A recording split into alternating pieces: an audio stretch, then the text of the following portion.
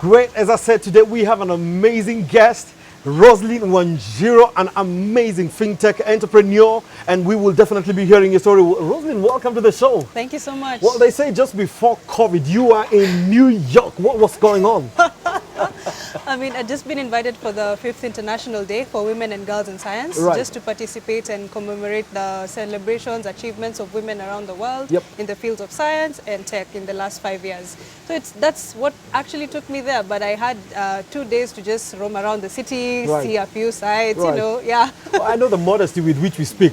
You are an internationally renowned speaker within the fintech space. And I think today we just want to hear a bit of that journey and where it all began, because there are many out there that still need to discover that passion, a place of talent. And so take us to where did this whole fintech stuff begin from? All right, so I'm an economist by training. That was my undergrad, KU, just the other day. I graduated, and like many of my fellow graduates, you know, looking for a job, trying to find what will work for you, what will your skills, you know, kind of bring you to, who are you as a person. All these questions are in my mind. My first internship was in a space of performance management coordination. So I thought, as an economist, I'm in planning and I think I'm in the right place. But with time, I start realizing there's a digital revolution going on. We went from going to the bank to using our phones. A few jobs were lost. Somebody woke up and they were told, you know, you need to plan an early retirement because your work is going to be redundant in months, if not years. So all these questions are in my mind. I'm like, I know I'm an economist and I'm in the finance world, but there are so many changes that are happening. Where do I start? And you see, you bring an important point, because retirement is no longer the question of 50 or 60. It seems to be coming earlier. Way earlier. Way earlier. Perhaps too early than more are even ready to handle, because you realize you've studied your course, you've done your time. In 2 years, you're almost redundant. It's such a headache for so many people you settle in. world. Exactly. You're already out. And not even you settling in, you figuring yourself out as a person. It's such a headache for so many people. I was in that space. And I'm asking myself, okay, should I do a master's, maybe get ahead of the curve? And I realized, wait, even if you're in a master's, this world of finance is changing. It is not a safeguard of itself. No way, no how. Even a master's is not a... It is not a safeguard. It's not. Absolutely. Your skills are going to be demanded. There's going to be a demand upon your skills. And you're going to have to study stuff that you did not learn in school. You're going to have to work with people that you may never have even thought you would meet in this world. You're going to have to step out, be multidisciplinary in your approach. And you're going to have to just gain these skills on the go. And no one's going to have to tell you. Your job will either require it, or someone else will be brought in and you'll realize, oops, my skills are not enough. They are no longer required. And you can be comfortable in that. That's right. So that was my headache then. I mean, doing job applications, and I started by comparing, okay, what will be some of the trends in a few years to come?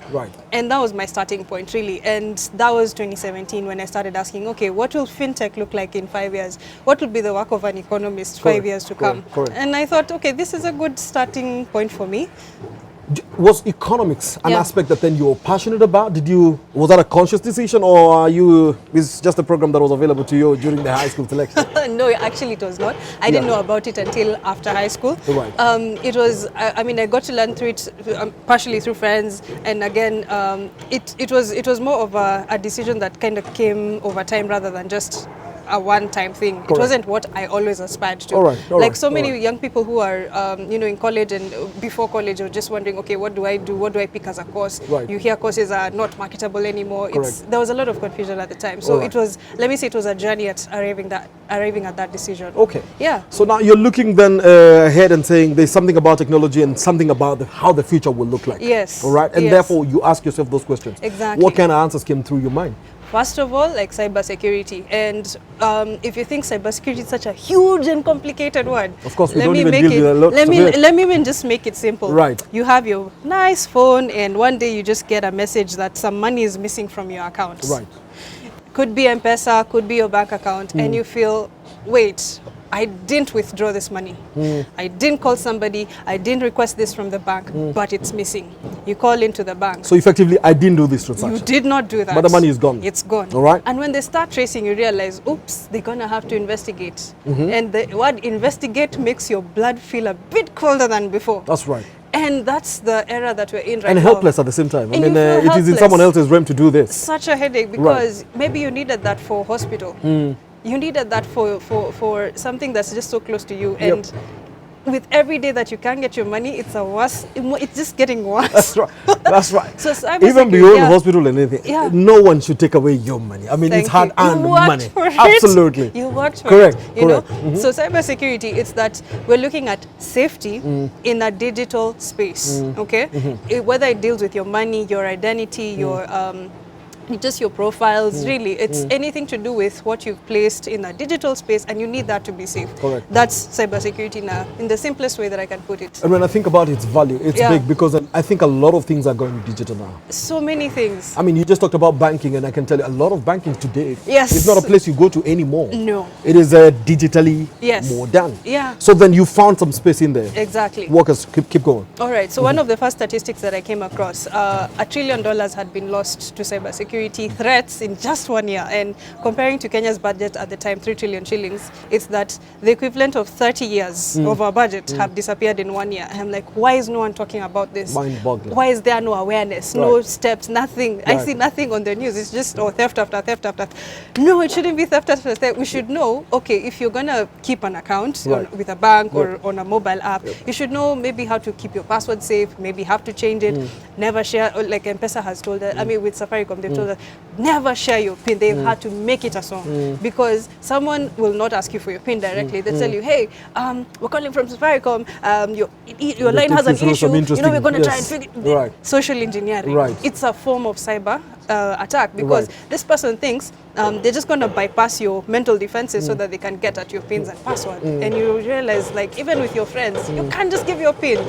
You can't just tell someone to withdraw money for you, you know. So that's just one aspect. But realizing that it's such a huge problem globally, I asked myself, okay, what can I do to be part of it? So you saw a need and you began to ask yourself, is it possible that I can do something about this? Yes. And I felt that if this is my space, I should be able to do something about that. So it actually gave me that extra push to kind of just do something about it because I thought about it at the time in terms of getting a master's in data science because I thought, okay, I'll understand how data works, I'll understand the tools that people use, I'll understand how someone comes up with a platform and eventually how you build and you know, just get the service out to people so that they don't have to be in that space of losing their hard-earned money. You know, so that was for me the starting point. And I can say that in the last 3 years, I have met amazing people doing amazing things. They've stretched my thinking in ways that I wouldn't even have imagined before. And I'm so grateful that you know, it was such an uncertain journey. I'll be honest. The truth of the matter is that there was always something on the inside of you. Yes. But you had to then figure out also a need that connects with something that resonates inside of you. I mean, you couldn't just sit pretty, seeing all this $1 trillion and all of that stuff go. Disappearing. And maybe even before we go therefore to what it is that you've been able to achieve in the last 3 years. The question for me is that then how do I then begin to identify that which I think I am carved out for?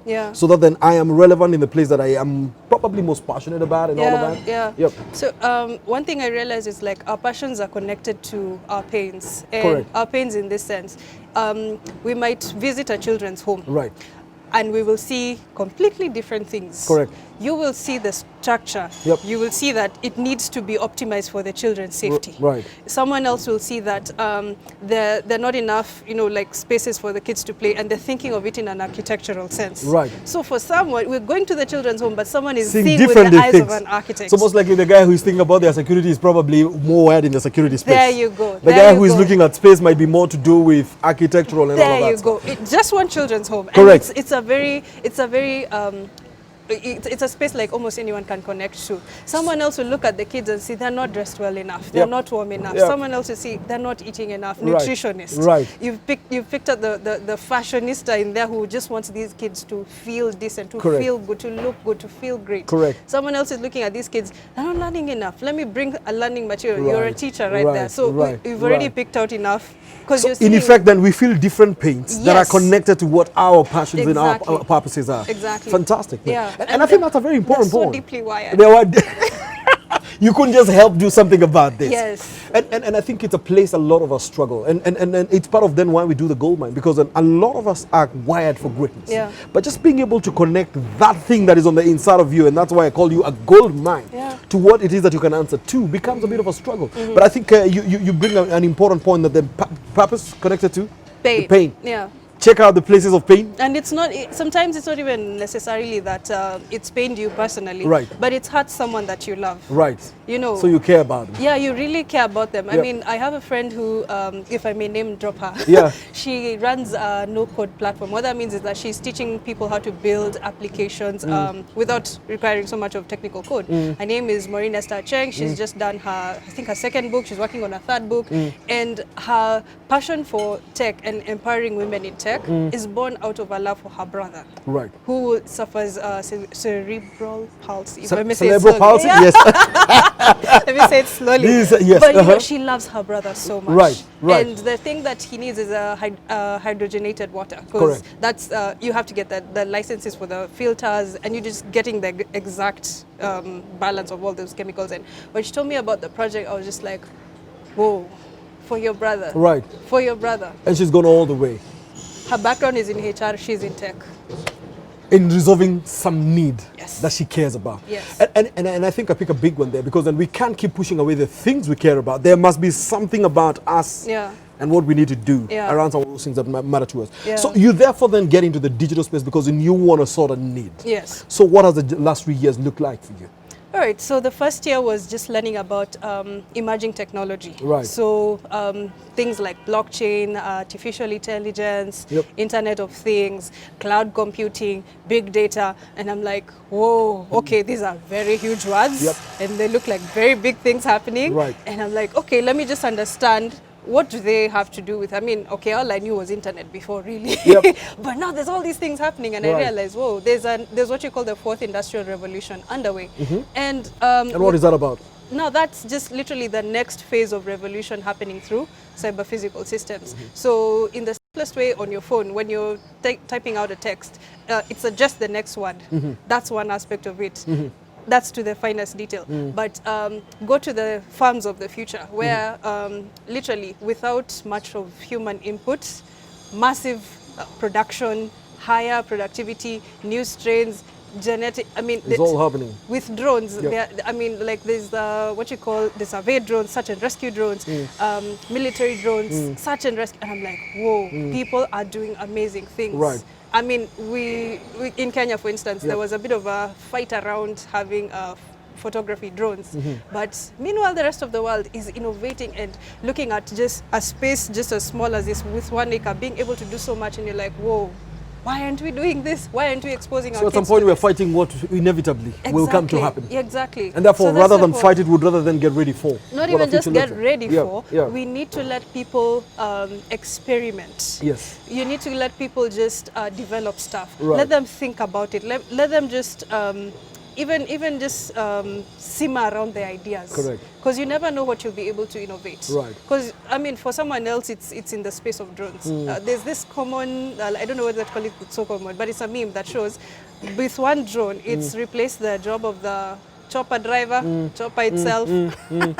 I don't know, it goes back to the battle you had at the beginning. The question of, I don't want to just be rendered redundant. Yes, I don't And the reality is that then that possibility looms on so many people every single day. And therefore you decided that then you want to take a journey that then shields you from this. Yes. So, going all over the globe. Yes. So again, back to my first year, just learning about the fourth industrial revolution. Right. Interestingly, through Twitter, I got to meet so many just people, thought leaders, some of them through meetups in Nairobi, because they'd say, hey guys, we'll be in Nairobi, sudden date, Nairobi Garage Meta, literally within a kilometer from this space. Right. And they just say, hey, let's come share ideas. And I went, because I just wanted to learn.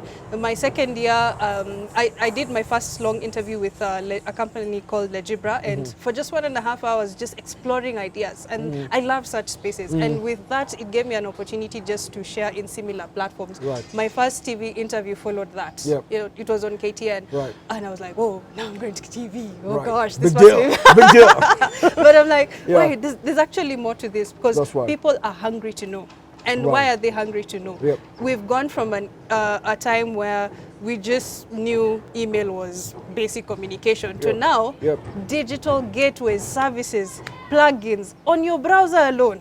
Companies that have been bought out by Google because they just offered that teensy tiny service. Right. And you're like, wait, these people, but yet very critical. We are existing at the same time. Correct. We exist at the same time. Right. So what is it that they're doing that we can't do? Yes. And like for someone who maybe woke up, I mean, been working in the postal industry for so long, right, and you realize, wait, with time, less mailboxes. Before you could forget your email address, but now you're forgetting your postal address. Correct. You know, chances are. Yep. But not to say that it's completely done away with, but the thing is that things are changing faster than we're able to keep up. In the first industrial revolution, if I may just bring this to context, it was, you know, you're looking at mechanization, changes in production as guys got used to the steam engine. We were able to travel more through trains and all that. Second industrial revolution, still just building upon the first. Away from steam to more automation. Right. And large-scale farms, now it became possible to actually, you know, kind of conquer more land. Right. Without chariots and horses and armies. Third industrial revolution, IT. And, you know, just the introduction of the web. I mean, with Tim Berners, the age of Tim Berners-Lee, I have no idea if it was a God idea or just an idea that just come full circle or what, but I believe it's something that God had just brought into the world because that was the time for it. And initially it was just sharing research. Right. But look at how that has evolved into literally how we are doing business today. You know, so fourth industrial revolution is just building upon that.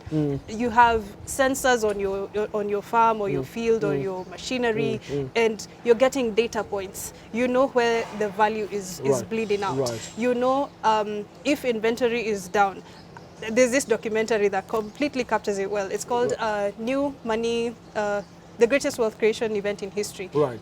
And it just looks at China. You can literally walk into a store about this size, just fitting in here. Right. There's no store attendant, there's no security guard, there's no aisle attendant. Why? Because you walk in, facial recognition. You pick an item, it updates inventory. Right. You walk out, it checks in and charges it to your phone. Correct. If you dare steal, it charges it to your account. Correct. Facial recognition alone. Right. And that's not just one store, entire floors, entire malls. Right. And we can't say that, I mean, this exists now. Yep. How far are we away from them? So if you were to project just a few years, it's going to be just completely mind-blowing. Exactly. Yep. And there's so many concerns about, you know, losing jobs to that because you're looking at one store, 3 jobs gone. Right. Not just three. The security guy is gone. Yeah. The aisle manager is gone. So where are they going? The cashier is gone as well. So where are they going? Right. You know, that's the thing. And it gets so scary for so many people because you're thinking that robots will take away your job, but that's not the truth. Right. They will not. It's just that how we do business, how we exchange value is just going to change. Correct. That's my first year. My second year now learning, okay, in Africa, we're a few years away from that because even in terms of internet access, we're looking at 29% relative to the rest of the world. Right. So that just means that 1 out of 3 people, only 1 out of 3 people is connected or at least a bit aware of what's going on in the digital world. So that means 2 others don't know, are not connected, cannot learn, cannot work, it cannot contribute to the rest of the global economy that's going to unlock at least, I don't know, well over $10 trillion. I'm like, wait, why? We need to be part of that. Like, we shouldn't be talking about just employment in a traditional sense, like, okay, government will create 1 million jobs and these young people from, you know, our educational institutions will be absorbed there. No, that's outdated. It should be that these 1 million can connect to what's already going on in the world, or at least contribute from home, and have a shot at income security, not just job security. And I just want to ask you, in finding therefore this space, what has this meant for you, and what has that journey been for you?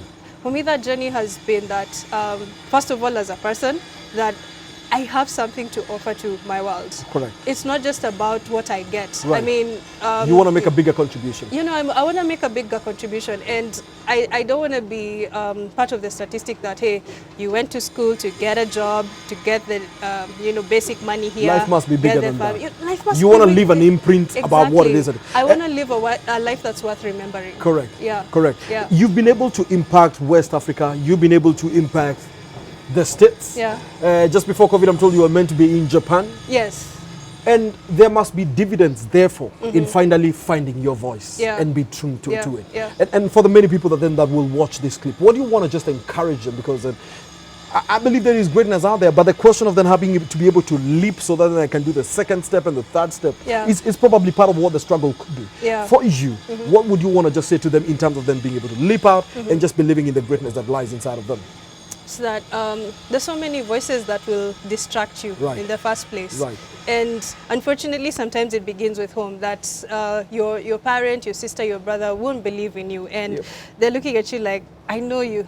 So that familiarity kind of just... They stereotype the guy they knew. Yeah, they know there's the guy that they knew, but they don't see who you could become. And sometimes there's a difference between those two people. A huge difference. Correct. And the truth is that you need to see who you could become. Yes. You need to believe in it. You need to invest in that. Right. And actually take the risk of being misunderstood. Correct. Because so many times we fear being misunderstood because we want the support. Right. But sometimes you actually have to be comfortable with walking that journey alone and not making sense for just a few years. Eventually it will make sense. And yes. Eventually it will make sense. Exactly. Amazing. Because it's so, I mean, like the trip to Japan is supposed to be blockchain global governance. Now you wonder, blockchain governance, what's that? You realize like with internet protocols, opportunities in the digital economy, you're going to have governance that's not government, but people who are entrusted to run protocols, manage standards, guide people, and they're going to have to work with governments, not necessarily be in government. And that's another area that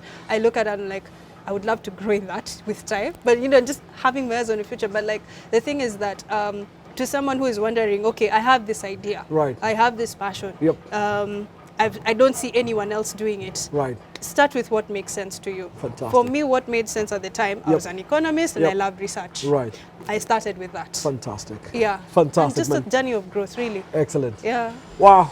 I mean, we could go on and on, and unfortunately time does not allow us to move past this point. But I think a couple of the lessons that I hear from you, number one, that then purpose sometimes is connected to the places of your pain. And you've got to look at some of those things that you probably cannot even stand. I heard you say also that then you're okay to be misunderstood for some time. In the long term, it will eventually make sense. And you've got to be comfortable with just doing exactly that. And of course, I also heard you then also talk about starting with what it is that you have. You had your economics, you had your passion, you fused all of this together. And today it's an amazing story. And look, man, you've got to start right there, and I hope that you pick 2 or 3 lessons that you can pick into your own life, so that then as you nurture the greatness in you and as you mine the gold mine that is inside of you, you definitely do have a place to start, as shared with us by Roseline right here, man. I think you will make it in the top 30 under 30. I hope so. It's never too early to begin. I want to thank you so much, man. I think we'll have you again, because I'll be happy. There's a lot in the digital space that you're doing, and so we're looking much, forward just to having you again. But I just want to thank you so much just for sharing your story and encouraging. I'm sure someone out there is inspired and now knows where to begin. And as we say it in the Goldmine, man, you have greatness on the inside of you, and we at the Goldmine, we enlist ourselves to become your #1 cheerleader, because we believe in you, we believe in the power within you. And please go ahead. Even if it is being misunderstood, start where you must and unleash the gold inside of you. God bless you, and until next time, this has been your host, Dennis Njau, right at the Pizza Cafe. We look forward to coming back to you again in the time soon. God bless you, and have a great one. Thank you so much. Thank you so much. Appreciate your time. Wow, thank you.